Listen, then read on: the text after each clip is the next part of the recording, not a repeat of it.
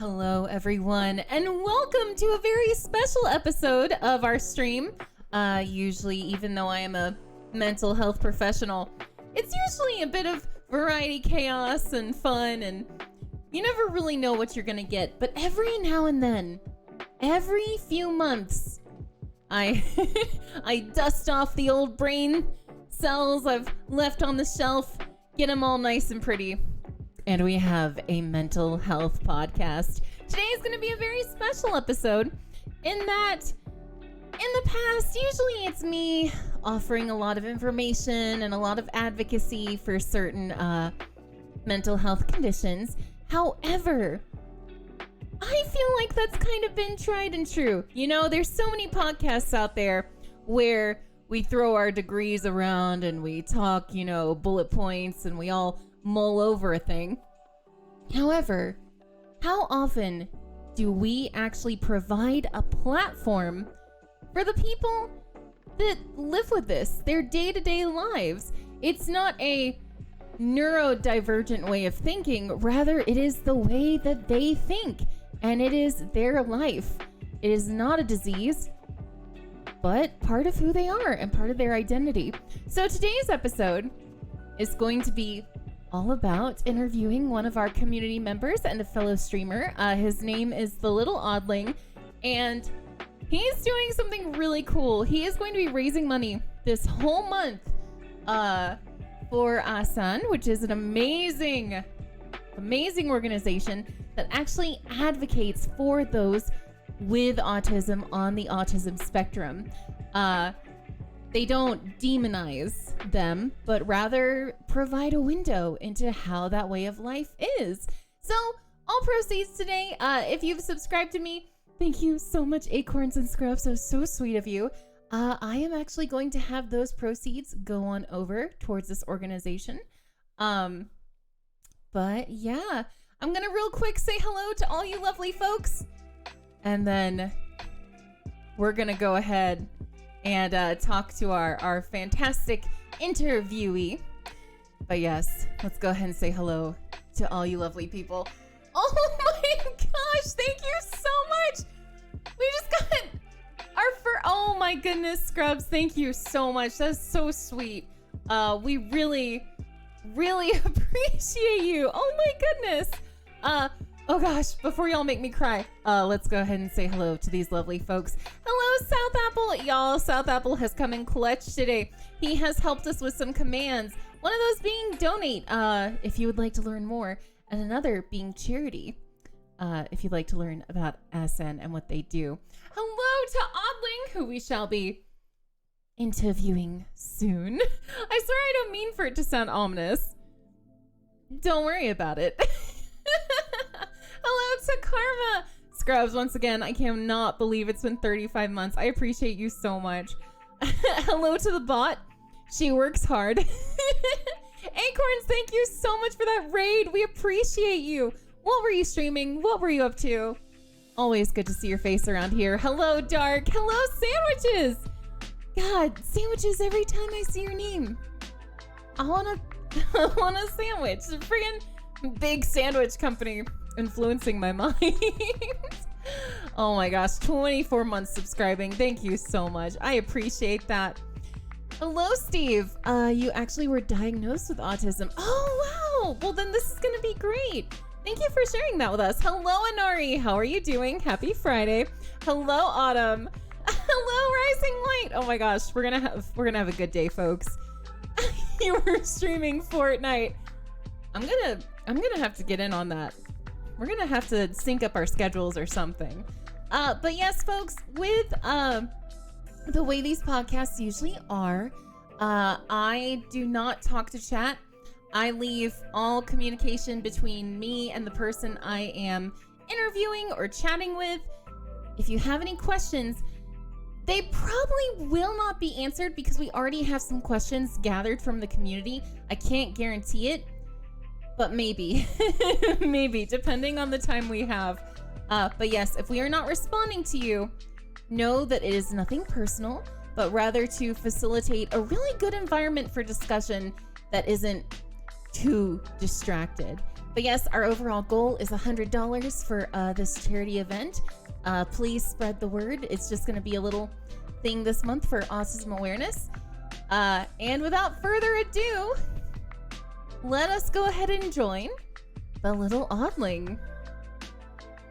Hello? Wow.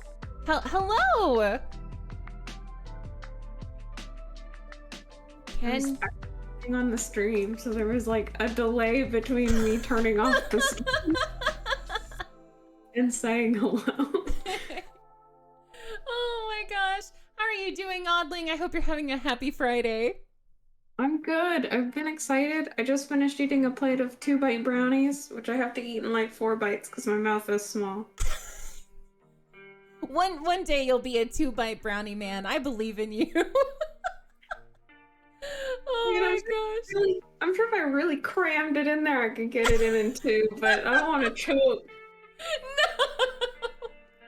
Also, for those of you that do not know, I have known Oddling for years.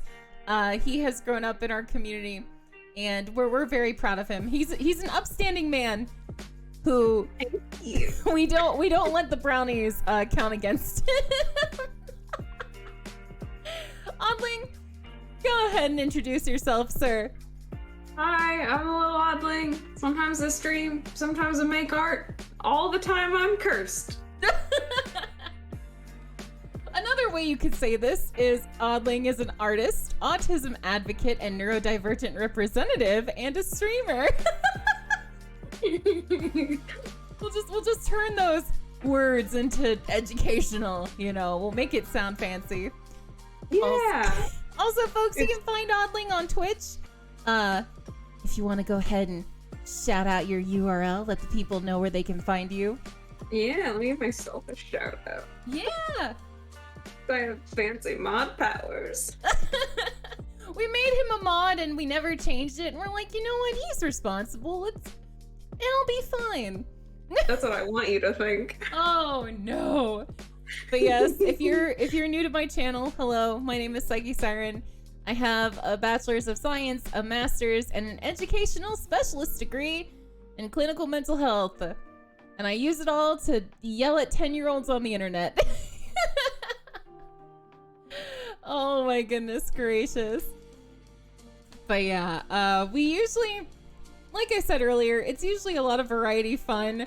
But sometimes I like scaring the community and reminding them that I do have more than one brain cell. Oh my gosh. Oh, the sass I am getting in chat.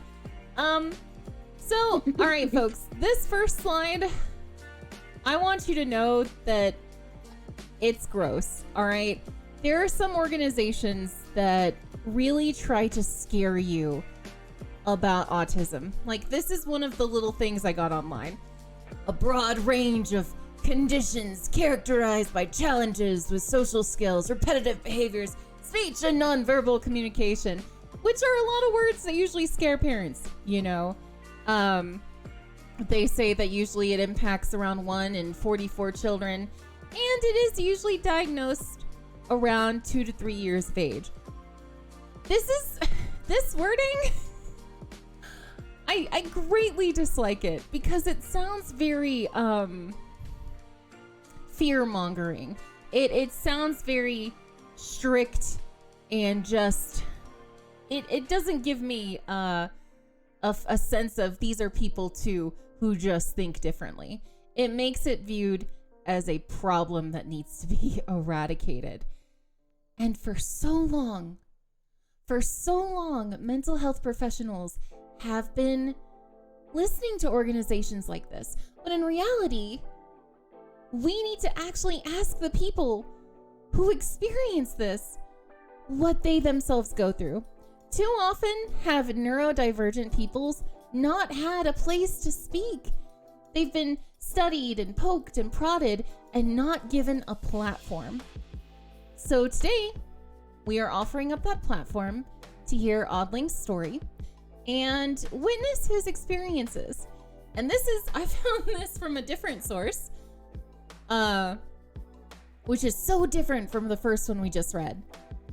Autism is a developmental disability that affects how we experience the world around us. Autistic people are an important part of the world. Autism is a normal part of life, and it makes them who they are.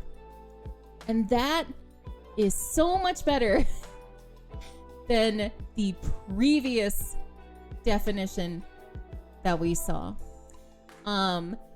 These are from different organizations, by the way, and we will get more into that at a later slide, if you're wondering where these definitions are from.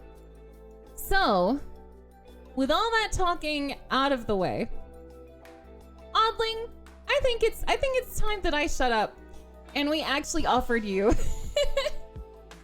a platform to speak. Are you ready? Yes. Okay. So the first Feels like question. we're taking a test. No, you can't answer wrong. It's about you. There's no wrong answers. So what, in your own words, without the DSM or various organizations intruding, what would you personally say that autism is to you? So the way that I find best describes it for allistic people, which is the word for people who don't have autism, is it's like I'm running on a Mac system and you're all running on Windows. So I'm like, I'm a little bit different, and I work a little different, and all the tutorials online are for how to do stuff for Windows, and all the video games are for Windows. When you're a Mac. When you're a Mac. So it's like, I don't do it. Yeah, it's like I don't do it. I get things done. I just do it differently. And my UI is a little different. I really love and that. More expensive. Oh, because no. I'm bougie. So, oh my gosh, that is fantastic. That's such a good way of describing it. Now, how do you spell what you say? I'll put it in chat. ALLISTIC. Allistic. Is that how I pronounce it? Yes. Okay, I really like that. See, there are so many things we don't know because y'all haven't been able to have a platform and speak for yourselves. Allistic. Thank you. I do have to ask, when did you first realize you were a Mac instead of a Windows? When did you realize that you process things differently? So for a very long time I was under the impression that everyone's brain worked like mine, and I was slowly finding out that things were not like that. I was very much fully under the impression as a child that no one actually genuinely understood all of the social rules, but it was we were all pretending that we knew what was happening. I thought everyone was doing it, and I was like, yeah, we're all just faking it. And it's a big game for everyone, and then I found out that's not the case, and there's a set of rules that some people do actually know, which kind of blew my mind. But I spent a very long time under the impression that my brain was normal. And the first time I figured out that I was like, oh, I might have autism is I really like the show Community, and Abed's my favorite character. And I was like, I want more shows with characters like Abed. So I googled shows with characters like Abed, and it gave me hundreds of articles called top 10 characters with autism in TV, and I was like, uh-oh. Oh my gosh, but it makes sense though that you wouldn't think that you thought differently, because who stops and thinks that they're thinking differently from everyone else? It's normal to you. It's inherent. Yeah, no one said anything, and I didn't say anything, so I just, Yeah. And kept on going. I will say that I really enjoy Abed's character as well. They did such a fantastic job portraying amazing example in media. And it's so funny that that's how you discovered it. Because I was like, I really like Abed. I relate to him a lot. Oh my gosh, that is fantastic. And you know, not to get too off on a tangent, but that's why representation in media is so important. So you finally realize you're not alone out there, that other people think the same way. But I do have to ask, when were you first officially diagnosed? So I'm terrible with time. You could ask me something and I'd be like, I don't know, it could have happened last week or 17 years ago. But I was definitely like a teenager when it happened. Because I was the one who was like, hey, maybe this is something we should look at.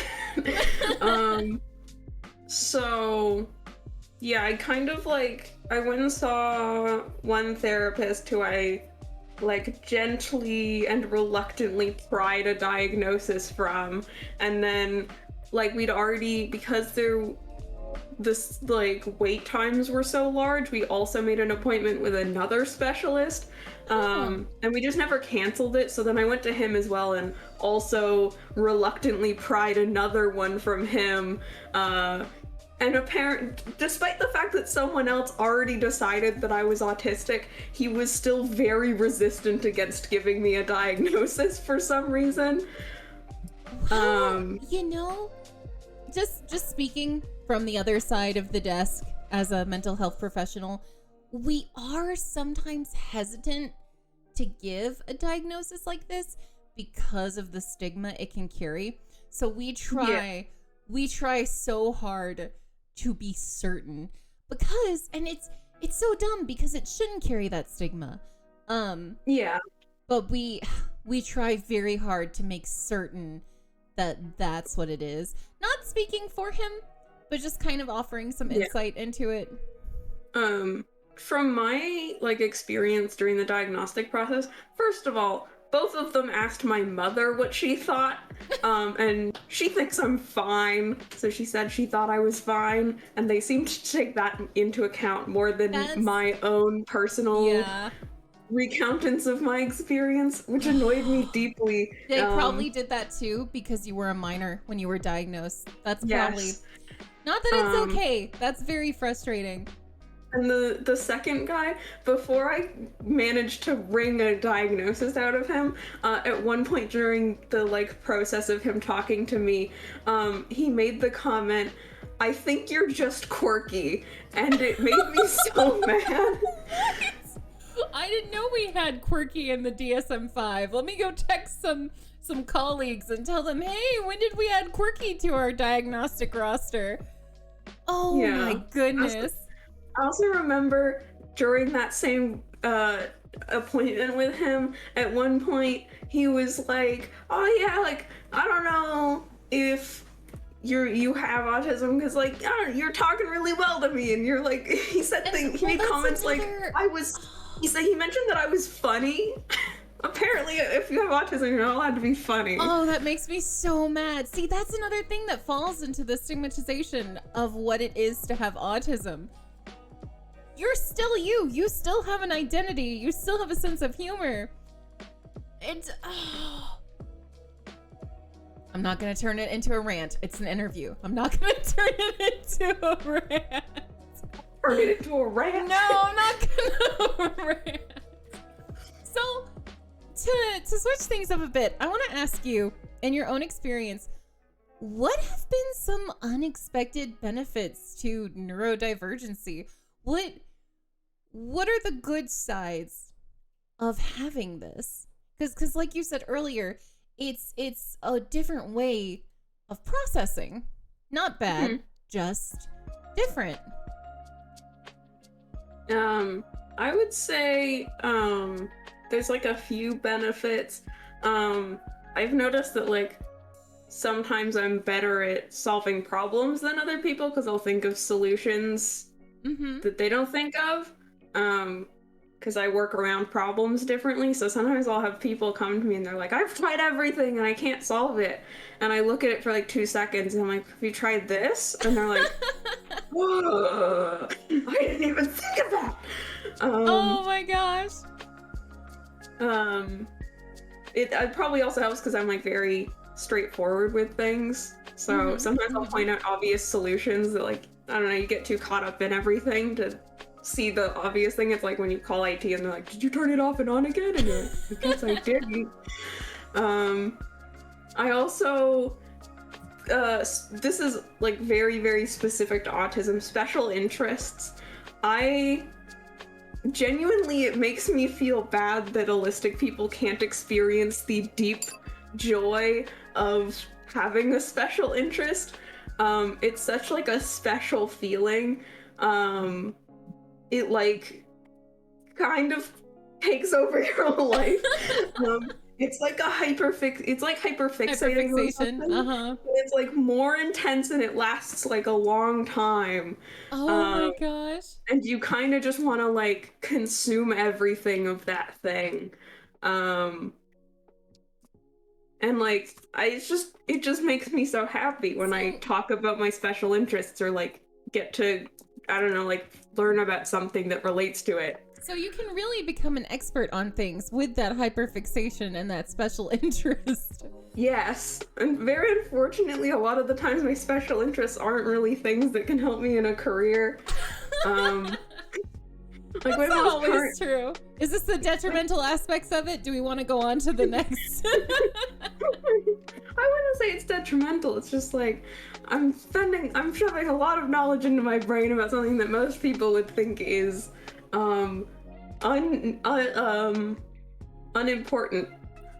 I have a lot of knowledge about things that don't serve me day to day, but they do make me happy, and that's important too. I have a specific set of skills. I have a specific set of skills, and they don't help me do anything except be happy. Are there any other benefits that are coming to mind when it comes to thinking differently and processing differently? I would say I'm like certain tasks I would say I find more enjoyable than I guess the average person would. I can get really into like repetitive tasks and make things fun for myself. I don't know if this is true for a lot of autistic people, but a lot of my friends with ADHD also experience this. We like pick stuff up very quickly.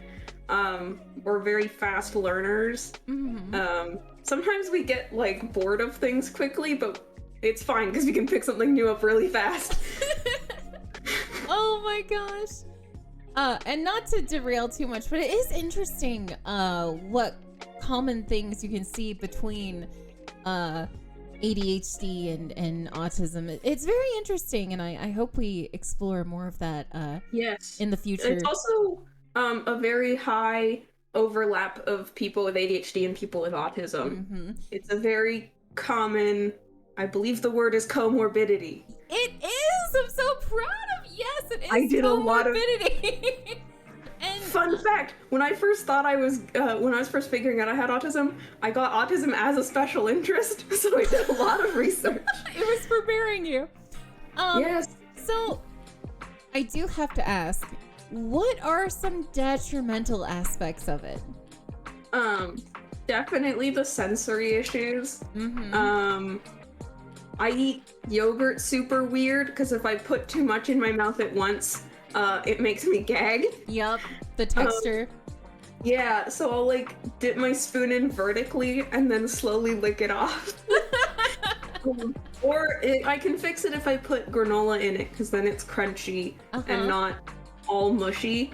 I also like freezing yogurt. Ooh, frozen yogurt's good though. Yes. But yeah, that's a huge thing. The sensory issues. I'm glad you brought that up. Yes. It's very annoying, especially when other people like don't really like care or understand. Yeah, they get frustrated. I'm very lucky that I grew up with a mom who is one of those parents who's like, oh, you don't like it, I'll just make you something else. Because I definitely had friends where like you go over to their house and it's like, whatever I serve you, you eat. And I was like, no. when they don't realize the kid isn't being rude, it's a sensory issue. Yeah, I'm just like, I'll not eat anything then. Thank you very much. For me, my schedule's a very big thing. I have different things that I have to do at certain times. I can push things later, but I can't do things earlier without prior notice. So like if I'm going somewhere, so my mom will give me like 24 hours notice that I need to like bathe earlier. Cause my bath time is 8 p.m. and I can bathe later than 8 p.m. but I cannot bathe earlier. And one time I accidentally like started running my bath too early, and then I noticed that the time was like 7:50, and I had to drain the tub, and I was like crying the whole time. Oh no! I'm sure it looked very dramatic. I was like watching the tub drain. I was like leant over the side of the tub, and I was crying and going, "It's not time yet." Oh my gosh! Because I'm a dramatic little boy. Oh my goodness. But yeah, like I need things on a schedule. If plans change suddenly, I can't take it. When like I've had people like change dinner plans on me, where like suddenly we're going out to eat, and I don't want to get anything because I want to eat at home like I was planning. Yep. I've gotten better at like coping with it as I've gotten older, but it definitely caused a lot of issues growing up. Oh my gosh, I bet, because they don't understand, because they think differently. They're like, why can't you just adapt to this? Why can't you? And they don't understand. When I was really young, they took me up to like a cottage, and obviously I was like, I don't know, I was like 5 or something, so they didn't tell me in advance because I'm 5. I'm not helping them with anything. So they took me up to the cottage, and I didn't want to do anything. I used to like drink warm milk all the time. That was like my thing. And I refused to drink it, but then because I couldn't eat until I'd had my warm milk, so I wouldn't eat either, and they ended up taking me to the ER because I was refusing to eat or drink anything. Oh and my gosh. The doctor just scared me into eating and drinking. I do have to say, it is funny, the thought of getting out a calendar and showing a 5-year-old the plan. But it could have really helped. 5 days. Yes. I know you don't know how long a day is, but this is coming up, so get ready.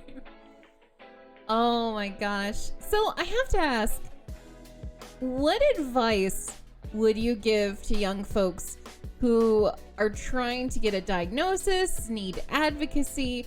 Because it seems like even though you had a really understanding mom, there were still some bumps along the way. Yes. I would say if you think you're autistic, getting a diagnosis as soon as possible. Like the sooner you can get it, the better. Because the older you get, the harder the medical community likes to make it for you to get diagnosed. Especially if you are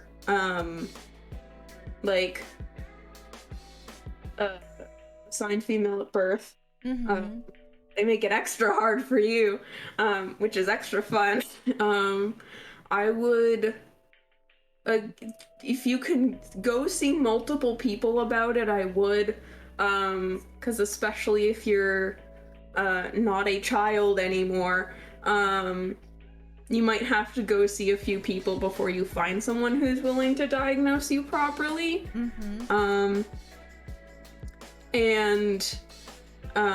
Again, if you are an adult or you're assigned female at birth, they might try and diagnose you with something else that is completely unrelated.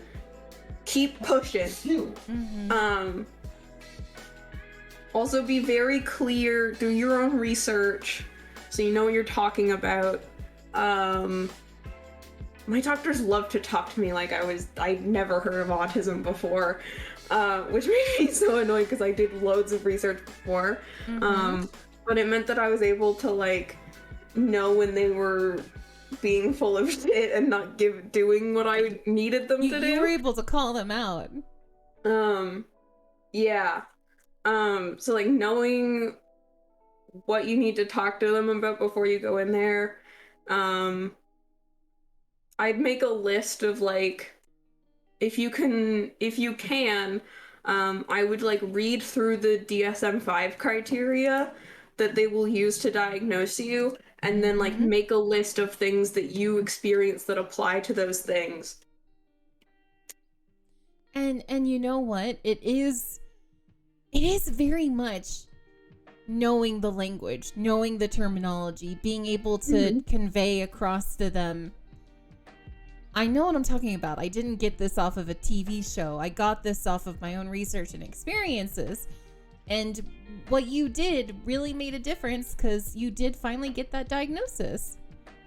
You're playing a very strange game where you kind of have to like play up your own problems so that they don't dismiss them. That's like yeah, go ahead. I do think part of the reason it was so hard for me, not only was it because I was like a teenager and I was AFAB, but also I think because I've taught myself to be very sociable. I think if I did not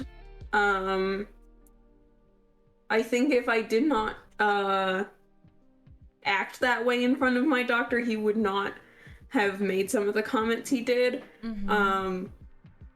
If I didn't play into like being sociable and friendly when I met him. But unfortunately, if you kind of get to a certain age where you've been like masking your whole life, it's very hard to just not slip into it. But if you can, I would avoid doing stuff like that. So take the mask off, be who you are, and don't be afraid to advocate for yourself. I like that. I like that a lot.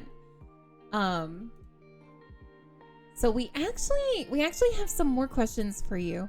So what organizations do you recommend personally? Because as I said earlier, there is the first definition of autism we showed came from an organization called Autism Speaks. And yeah. And as a mental health professional, years and years ago, because I'm in my 30s, it's fine. Years and years ago, that was the one they talked about in grad school. That was a lot of places talk about it. Yeah, that's what people usually think of when they think of, oh, this is the organization that helps with it. When in reality, as y'all have had more of a voice and a platform, we've learned that they want to eradicate it rather than have it be, this is how they think differently. This is a way of life. This is an identity, you know. And the quote I got later was from the Autistic Self-Advocacy Network, which we are raising money for.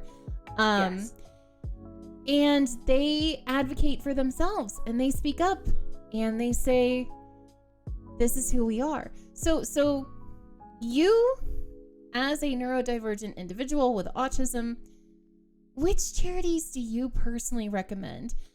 Because I think we've really been led astray into thinking who actually does benefit the people with this.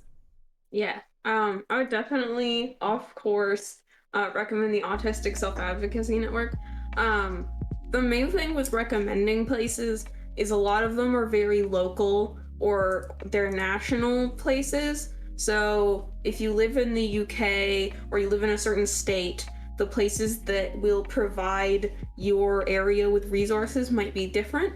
So I would research what your country or your state or province or whatever, what you have that provides resources, and then I would research and look into their like website and stuff to make sure they're actually good. Because some places, you know, they seem nice, and then you like read a few things and you're like, oh. Yeah, yeah, you discover some stuff about them. Yeah, I was recently reading one about like, I forget what it was called, but it was for Ohio, and it seemed nice when I opened up the website, and then I read like 2 paragraphs and I was like, never mind, into the bucket. Not recommending that one. You can also like look into if if they work with any other programs or are associated with any programs. Um, but yeah, there's a lot of, they tend to be more local, rather than, so like I do believe that the Autistic Self-Advocacy Network does stuff worldwide, or at least they're North America based. But most other things are much smaller in scale. Okay. Um, yes. Also, fun fact about Autism Speaks, they used to have 2 autistic members on their board, but they both left because they got tired of Autism Speaks shit and how they were being treated, so they just left. I can't blame them, honestly. The more I learn, the more frustrated I get. Also, neither of them were on the board at the same time. They had 1 member, and then they left because they got frustrated, and they managed to convince someone else to join, who also left with under 3 years later because they were also frustrated. Oh my goodness gracious.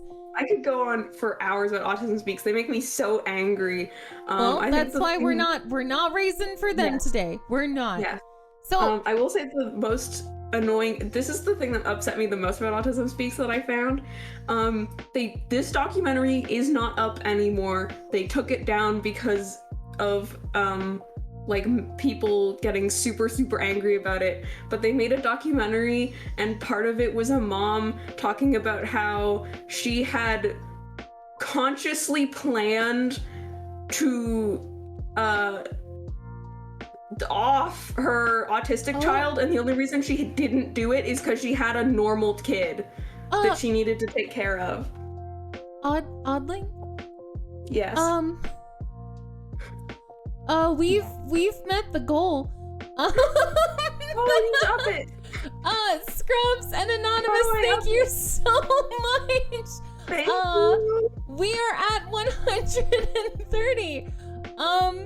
How do I up the goal? Don't worry, it'll be okay. It'll be okay. I have a fun question for you. A fun one. Okay. After all that Autism Speaks nonsense, y'all. Oh my gosh, thank you so much. Okay, I'm gonna up the goal to 250. So you're an artist, right? Yes. You've gone to school for art. You stream art. I have to wonder, how has autism impacted your artwork because you think differently? How does that portray into what you create? Well, honestly, I will have to say I don't fully know because I've never not had autism or made art. That's fair. That's very fair. So, I don't know. But I do think that it has, it obviously affects like how I write and make characters. I don't think I've ever been like, because I don't have the experience, I don't think I can safely say that any character I've ever written is neurotypical. So that's fun. So it's hard to tell because this is the way you've always been. You don't know any other way. I do think because I'm autistic and because there's so little representation, I mean, I'm also a lot of other things that don't get a lot of representation. So I do think that has made me much more geared towards making, like, filling in those gaps. Like, I really want to make, like, comics and stuff because then I can make characters and write stories that people can relate to, and they can point at it and be like, that's like, that person's like me. Because I didn't get a lot of that growing up. It's like, almost I didn't really... like paying it forward, because remember, you said that you saw Community, and yeah, I didn't... you connected with that character. Yeah. And that was like the first time that happened, and I mean, Community's not a show for kids, so you know, I spent a lot of time not having characters that I super related to. So I want everyone to have characters to relate to. Darn right, it's important. So this is our last question for you, Oddling. Can you believe it's almost been an hour? No, really. Feels like it's been like 5 minutes. It's been a really good discussion. I'm so grateful to have you here to offer awareness. So what would you say? What's the number one thing you would like folks to take away from this talk? If they take anything at all, what is the one thing? You should support and talk to your fellow autistic people. I feel like we're often portrayed as like the weird kid, especially in media. But like, we can be really fun friends. I'm sure Psyche can attest to that with our friendship. So like, you know, just say hi and be understanding and compassionate. Because a lot of our struggles are just because the world's made for neurotypical people, and it makes it hard for us. So yeah, try and make it easier.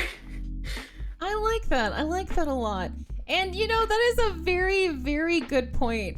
The friendships you can make are absolutely delightful. And I hate the stigma that y'all go through. But yeah, as he said, reach out. Make sure that your source for understanding stuff includes the people that are being studied, and not just the words of mental health professionals like me, because you can study so much, but it's another thing to walk in another person's shoes and see what it's like. As Oddling mentioned earlier, there are really, really good programs out there, which you can talk about them a bit if you'd like, Oddling, and what you like about them. I believe the National Autistic Society is mostly UK based, if not entirely. And then there's ASN, obviously. I don't know if that's how they want it to be pronounced, but that's how I'm pronouncing it. They have lots of resources and things to guide you in the right direction. It's very good to find like online, even like non-official like nonprofits, just like finding places online where autistic people gather. You can get a lot from that. I've probably learned more about myself talking to other autistic people than I have like doing actual research, because again, a lot of the research doesn't include us, so I'll find out like common experiences that aren't recorded.